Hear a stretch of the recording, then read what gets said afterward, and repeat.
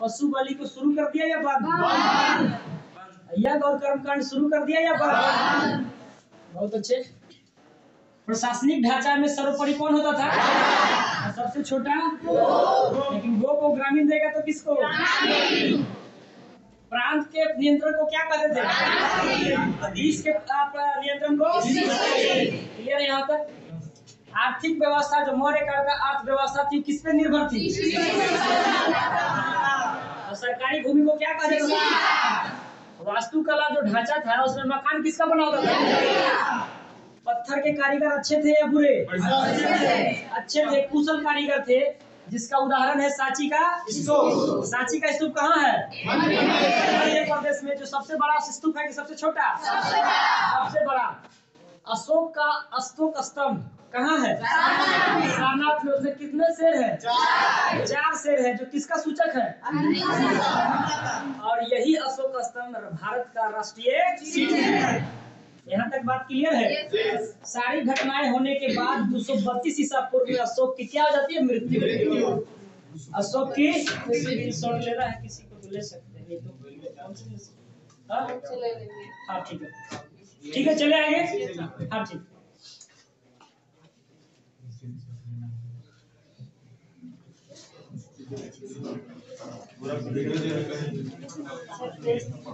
अशोक की मृत्यु 232 ईसा पूर्व में हो गया। गद्दी पर कब बैठा था? 269 ईसा पूर्व में। और 232 ईसा पूर्व में क्या हो गया? मर गया। तब उसका उत्तराधिकारी मैंने बेटा कुणाल गद्दी पर बैठा। ठीक है, लेकिन कुणाल अच्छा शासक नहीं था, जिसके कारण से इसका राजगद्दी ज्यादा दिन तक नहीं चल पाया, जिसके कारण इसका उत्तराधिकारी बृहद्रथ आया।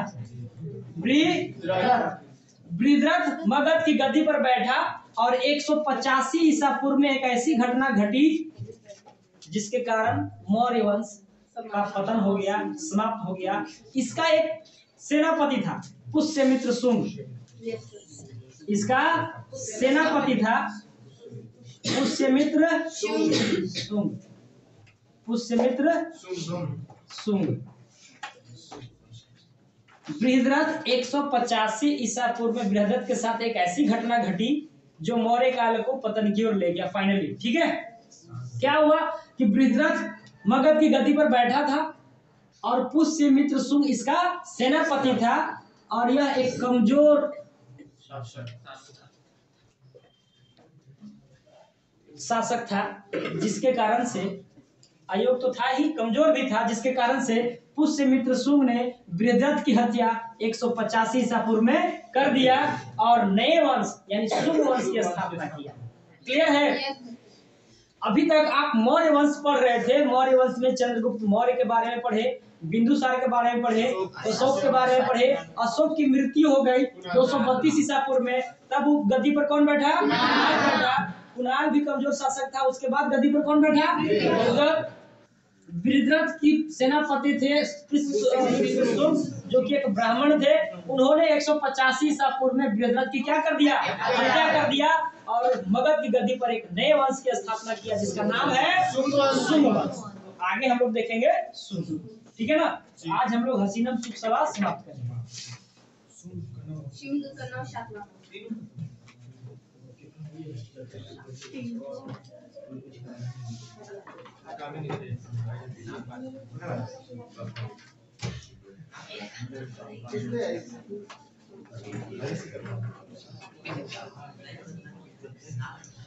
जो हमने आपको बताया है ट्रिक के माध्यम के हसीनम सुख सवा, वो आप सिलसिलेवार याद रखिएगा। आपसे पूछेगा कि मौर्य वंश से पहले किस वंश का शासन हुआ था और मौर्य वंश के बाद किस वंश का शासन हुआ। तो मौर्य वंश से पहले नंद वंश था और मौर्य वंश के बाद शुंग वंश। क्लियर यहाँ तक? तो देखिए, शुंग वंश की स्थापना 185 ईसा पूर्व में, बीसी का मतलब तो ईसा पूर्व होता है, तो समझ रहे हैं आप। ईसा पूर्व में पुष्यमित्र शुंग ने किया था। पुष्यमित्र शुंग ने किसने किया था? पुष्यमित्र शुंग ने किया था 185 ईसा पूर्व में। यह एक कट्टर ब्राह्मण थे। क्या थे ये? कट्टर ब्राह्मण थे। कट्टर ब्राह्मण थे। इन्होंने क्या किया कि जितने भी बौद्ध धर्म के स्तूप थे उसको क्या किया, क्षति पहुंचा, मैंने नष्ट किया जितना इनसे बन पाया। कहा कि ये सब नहीं चलेगा। कट्टर ब्राह्मण थे ना, तो बोले कि बाकी को हम नहीं बर्दाश्त करेंगे। तो उन्होंने बौद्ध धर्म के जितने भी स्तूप थे उसको क्या किया, बर्बाद किए। पुष्यमित्र शुंग ने 2 अश्वमेध यज्ञ किए थे। 2 अश्वमेध यज्ञ किए थे और यज्ञ कराने में इनका सबसे ज्यादा सहयोग पतंजलि का था। इनका सहयोग कौन किए थे? पतंजलि किए थे। पतंजलि ने ही महाभाष्य नामक पुस्तक की रचना की है। महाभाष्य नामक पुस्तक की रचना की है। मेरे भाई, अभी तक आपने बहुत सारे इतिहास का राइटर और उनके पुस्तकों को देख लिया है। एक बार हम नहीं याद करा रहे हैं, एकदम हिस्ट्री पढ़ते चलिए, आपको सब समय मिलता चला जाएगा कौन कहाँ था। ठीक है ना? तो आप एकदम अच्छे से आप याद कर सकते हैं मेगास्थनीज कब आया, कौन सा पुस्तक की रचना की है। उसके बाद आप देखे होंगे ब्राह्मण, विशाखादत्त, ये सारे कौन से पुस्तक की रचना की है, ये आप सिस्टमेटिक तरीका से देखते चल रहे हैं। आप याद करते चलिएगा। आपसे जब हम टेस्ट लेंगे तो बहुत अच्छे तरीके से आप उस क्वेश्चन को कर पाएंगे। तो महाभाष्य नामक पुस्तक की रचना किसने किया? पतंजलि ने। पुष्यमित्र शुंग ने अपनी राजधानी पहले पाटलिपुत्र को बनाया, पाटलिपुत्र को बनाया और दूसरी राजधानी विदिशा को बनाया। विदिशा ये मध्य प्रदेश में है, जिसका बेस नगर आज प्रेजेंट का नाम बेस नगर है। ठीक है ना? हाँ, विदिशा को बेस नगर भी कहा जाता है। विदिशा को बेस नगर कहा जाता है, ये मध्य प्रदेश में। तो पहली राजधानी कहाँ बनाई इन्होंने? पाटलिपुत्र। और दूसरी राजधानी यहाँ तक क्लियर है। पुष्यमित्र शुंग ने एक स्तूप भी बनवाया, अपना भी एक स्तूप बनवाया जिसका नाम है भरहुत स्तूप। भरहुत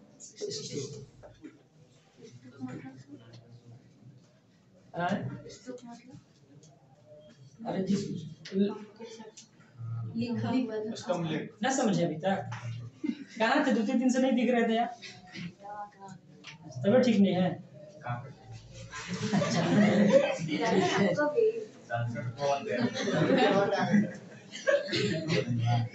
तो भरहुत स्तूप किसने बनवाया? पुष्यमित्र शुंग। यहाँ तक क्लियर है? भरहुत स्तूप किसने बनाया? पुष्यमित्र शुंग ने। 2 अश्वमेध किसने किया? पुष्यमित्र शुंग ने। अश्वमेध कराने में कौन सहयोग किया? पतंजलि ने किस नामक पुस्तक की रचना किया। पहली राजधानी कहाँ थी इनकी? और दूसरी राजधानी। भरहुत स्तूप किसने बनाया? पुष्यमित्र शुंग ने। शुंग वंश का जो अंतिम शासक हुआ, अंतिम शासक वो था देवभूति। अंतिम शासक देवभूति। इसी का सेनापति था, इसका सेनापति था वासुदेव।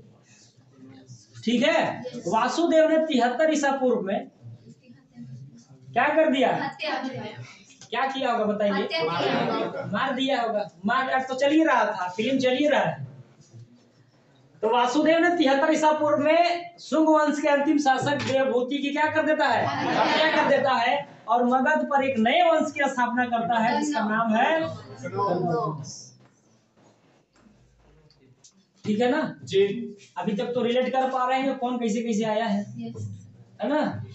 वोट लेके नहीं आया है कोई, सब मारे काट करके आया है। तो आप देखिए कण्व वंश के बारे में। तो कण्व वंश के संस्थापक आपसे पूछेगा तो क्या कहिएगा? वासुदेव। कब? 73 ईसा पूर्व में। कब?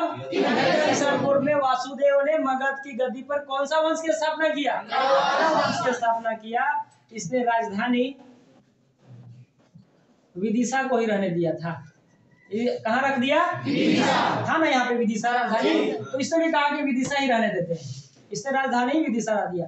कण्व वंश में 4 राजा शासन किए हैं। चारों के बारे में आपको नहीं पढ़ना। 4 हम आपको जानकारी के लिए बता दे रहे हैं। कितने राजा रहे हैं? 4। इस वंश का जो अंतिम शासक हुआ है, अंतिम शासक, हाँ छोटा छोटा है, ठीक है, सुशर्मा, ठीक लिखा हुआ है।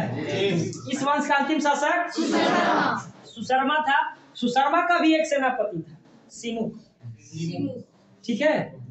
कौन था? सेनापति था सिमुक। तो सिमुक ने भी अपना स्टाइल दिखाई दिया। सिमुक ने क्या किया? 60 ईसा पूर्व में सुशर्मा का काम तमाम कर दिया। भाई ये ना होते चला आ रहा है, ओकरा मार रहा है, ओकरा मार रहा है, ओकरा मार रहा है। तो सुशर्मा की हत्या सिमुक ने 60 ईसा पूर्व में कर दिया और मगध की गद्दी पर एक नए वंश की स्थापना की, जो कि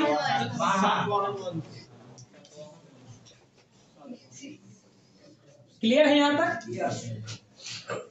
अब देखिए नाम में कंफ्यूजन हो सकता है, इसलिए यहीं पे याद कर लीजिएगा बेहतर तरीका से, ठीक है। अभी तुरंत रिवाइज करा रहे हैं। तो सिमुक ने 60 ईसा पूर्व में सुशर्मा की हत्या करके कौन सा वंश स्थापित किया? सातवाहन वंश। बहुत महत्वपूर्ण, ठीक है। तो सातवाहन वंश का जो संस्थापक हुए हैं मेरे भाई,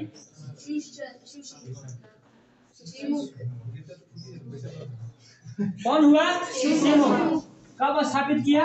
60 BC, यानी इस ईस्वी के 60 साल पहले है अब, ठीक है। जब इसको आप पढ़ लेंगे तो कहानी खत्म।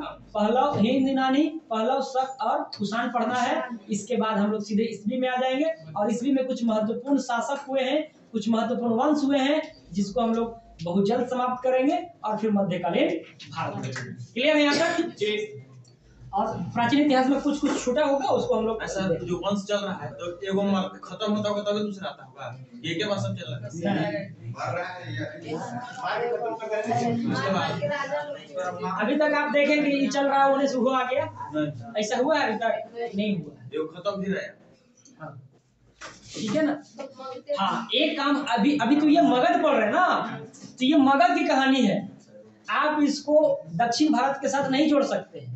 अगर जोड़िएगा तो दक्षिण भारत में दूसरे शासक थे, ठीक है ना। ये मगध की कहानी है, पूरे मगध साम्राज्य की कहानी है। इसी के टाइप का एक हुआ है दक्षिण भारत में, महिष्मती साम्राज्य। हाँ महिष्मती, बाहुबली में। हाँ वो हम लोग अगले देखेंगे, उसको भी पढ़ना है आपको। तो दक्षिण भारत का हम अभी पढ़ नहीं रहे हैं, पूरा कहानी तो हमें उत्तर भारत का पढ़ रहे हैं अभी, मगध साम्राज्य का, जो कि सबसे महत्वपूर्ण साम्राज्य है उत्तर भारत। तो सातवाहन वंश की स्थापना 60 ईसा पूर्व में किसने कर दिया? तो सिमुक जब स्थापना किया तो इसने राजधानी बनाया, राजधानी बनाया प्रतिष्ठान को। ये प्रतिष्ठान महाराष्ट्र के औरंगाबाद जिले में है। कहाँ है? औरंगाबाद जिले में है।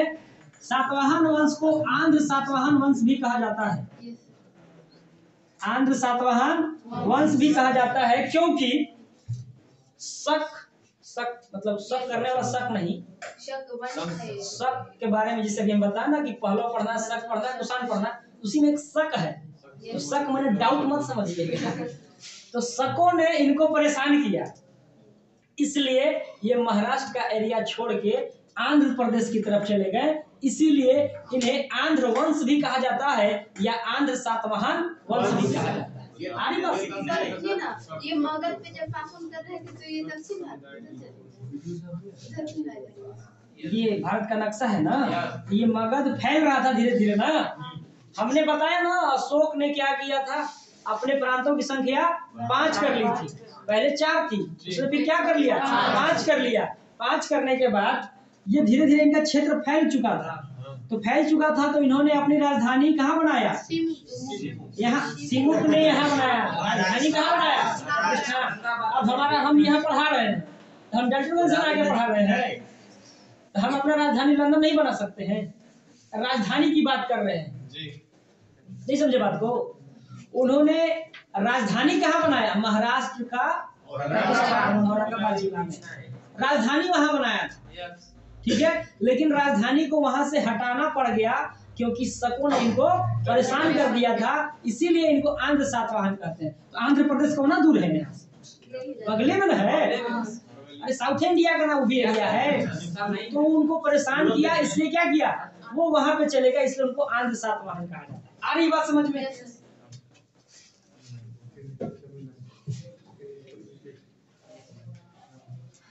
सिमुक के बाद सतकर्णी मगध की गद्दी पर बैठा, मतलब सातवाहन वंश का शासक बना। बात नहीं, बात करिएगा इसीलिए आपको याद नहीं होती क्लास में, ठीक है ना। सिमुक के बाद गद्दी पर कौन बैठा? इन्हीं शासक के बारे में पढ़ेंगे इसमें, जो कि महत्वपूर्ण है और विशेष कुछ महत्वपूर्ण नहीं है। संस्थापक सिमुक है। सिमुक के बाद मगध की गद्दी पर कौन बैठा? सतकर्णी ने 2 अश्वमेध करा, 2 अश्वमेध और 1 राजसूय यज्ञ।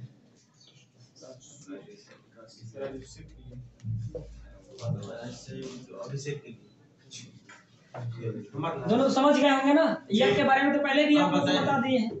सतकर्णी ने 2 अश्वमेध यज्ञ किया और 1 राजसूय यज्ञ। क्लियर? राजसूय अभिषेक मतलब इसके शासनकाल में 2 साहित्यकार रहते थे। 2 साहित्यकार, एक का नाम है हाल और एक का नाम है गुणड है।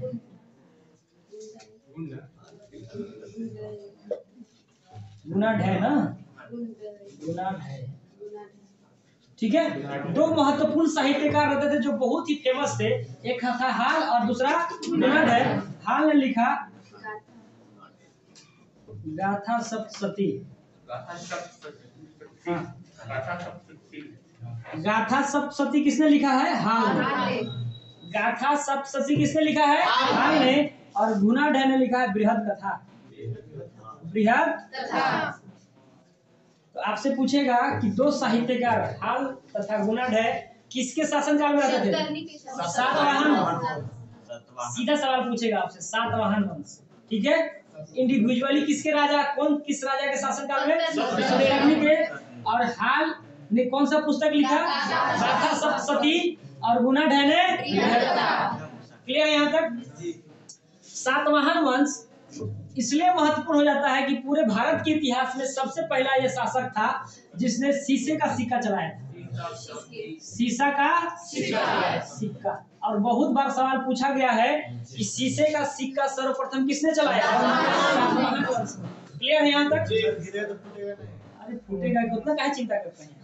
पैसा बर्बाद हो जाएगा सर। नहीं होगा ना, गुरु भी तो कुछ दिमाग से ही बनाया होगा।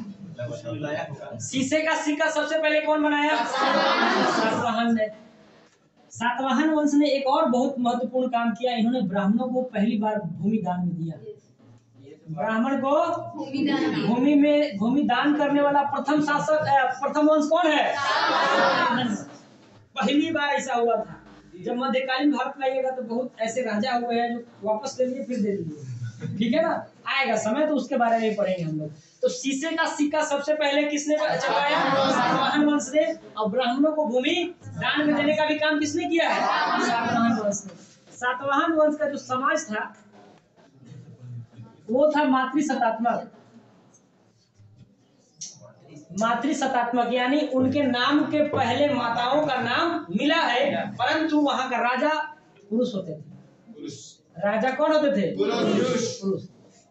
देखिए चाहे वो सतकर्णी हो चाहे सिमुक हो, सब तो पुरुष ही है ना। तो राजा पुरुष होता था। तो सतकर्णी ने मतलब नहीं, सातवाहन वंश पूछेगा आपसे, वो सतकर्णी नहीं पूछेगा। सातवाहन वंश का प्रमुख दिन ये है कि पहली बार भारत के इतिहास में उसने शीशे का सिक्का चलाया और ब्राह्मणों को भूमि दान दिया। क्लियर है यहाँ तक? समाज मातृसत्तात्मक था और राजा कौन होता था? पुरुष। क्लियर है यहाँ तक? सातवाहन वंश का अंतिम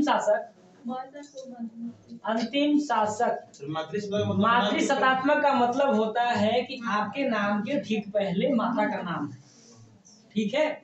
जिस प्रकार से सिंधु घाटी सभ्यता क्या था? मातृसत्तात्मक था। उसी प्रकार से सातवाहन वंश का समाज भी मातृसत्तात्मक था। मातृसत्तात्मक का मतलब यहाँ पे जब खुदाई किया गया तो यहाँ के सिक्कों पर, मोहरों पर उनके नाम के ठीक पहले उनके माताओं का नाम मिला है, इसलिए उसके समाज को कैसा समाज कहा गया? मातृसत्तात्मक कहा गया। लेकिन राजा कौन होता था? पुरुष, ठीक है। इस वंश का अंतिम शासक यज्ञश्री सतकर्णी था। यज्ञश्री सतकर्णी इस वंश का अंतिम शासक था। सातवाहन वंश के बारे में कहा जाता है कि यह उत्तर भारत तथा दक्षिण भारत के बीच सेतु का काम करता था। ठीक है, हाँ। बांध, बांध माने होता है कि लिंक दे दिया, इधर से आप आ सकते हैं, हमारे यहाँ जा सकते हैं। सेतु का मतलब ये होता है पुल का काम करते। तो नदी पर पुल काहे बनता है? एक बार से ऊपर जाने के लिए। आई बात समझ में? तो ये था आपका सातवाहन वंश। चलिए एक बार रिवाइज कर लेते हैं और स्क्रीनशॉट ले लीजिए। इसके बाद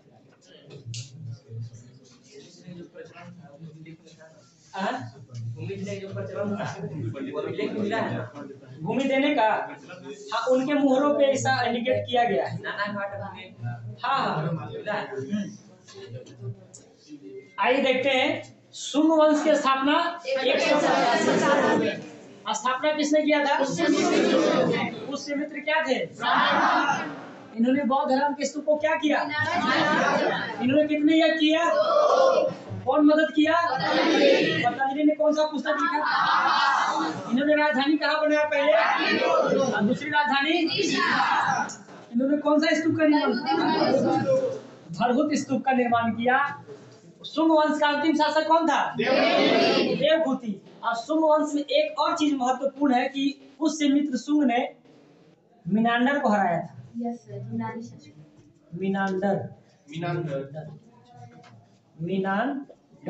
मीनांडर जो था ना, वो इंडो यूनानी शासक था। अगले क्लास में हम लोग देखेंगे इसके बारे में। इंडो यूनानी शासक मीनांडर को किसने हराया था? पुष्यमित्र शुंग ने हराया था। इस वंश का अंतिम शासक जिसकी हत्या 73 ईसा पूर्व में किसने कर दिया? और मगध की गद्दी पर एक नया वंश, कौन सा? कन्नौ वंश की संस्थापना वासुदेव ने कर दिया। राजधानी कहाँ रखा? कितने राजा शासन किए हैं? लेकिन महत्वपूर्ण आखिरी और पहला वाला है, अंतिम शासक कौन है? शर्मा की हत्या कब हुई? किसने किया? सिमुक ने किया। और सिमुक ने मगध की गद्दी पर एक नया वंश, किसका? सातवाहन वंश की स्थापना किया। सातवाहन वंश की स्थापना सिमुक ने 60 ईसा पूर्व में किया। और राजधानी कहाँ बनाया? प्रतिष्ठान कहाँ है? इसे कौन सा वंश भी कहा जाता है? सातवाहन वंश भी कहा जाता है।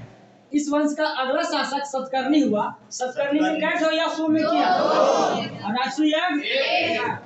इसके शासन काल में क्या साहित्यकार हुए? कौन कौन? हाल ने कौन सा पुस्तक लिखा? गाथा सप्तशती। और गुणाढ्य ने कौन सा पुस्तक लिखा? बृहद कथा।